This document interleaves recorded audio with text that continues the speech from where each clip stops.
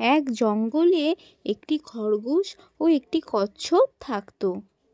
কচ্ছপ খুব ধীর গতিতে চলাফেরা করতো বলে খরগোশ তাকে নিয়ে সবসময় হাসি ঠাট্টা করত।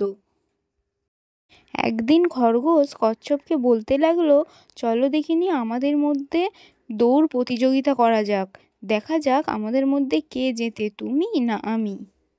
কচ্ছপও শোনা মাত্রই রাজি হয়ে যায় এবং তাদের মধ্যে দৌড় প্রতিযোগিতা আরম্ভ হয়।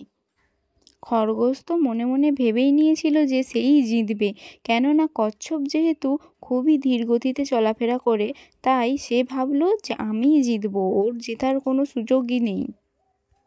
তাই সে ঠিক করলো একটা বড় গাছের নিচেই বসে একটু আরাম করবে। যেই ভাবা সেই কাজ, সে যখন ওই গাছের তলায় বসে একটু আরাম করতে গেল, তখন তার চোখটা লেগে গেল এবং সে সম্পূর্ণ ঘুমিয়ে গেল। আর তার ঘুম ভাঙতে ভাঙতে অনেকটা সময় লেগে গেল। ততক্ষণে কচ্ছপ তো প্রায় পৌঁছেই গেল। সে ঘুম ভেঙে যখন দেখে যে রাস্তা পুরো ফাঁকা, তখন সে তাড়াতাড়ি করে ছুটে আসে এবং কোনো লাভ হয় না। সে এসে দেখে কচ্ছপ গন্তব্যস্থলে আগেই পৌঁছে গেছে, তাই তার ছুটে এসেও কোনো কাজ হয় না।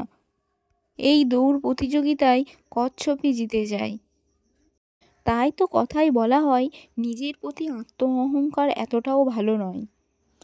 আজ খরগোশের নিজের প্রতি আত্মবিশ্বাস আর আত্ম অহংকারের জন্যই কচ্ছপ এই প্রতিযোগিতায় জিতে গেল।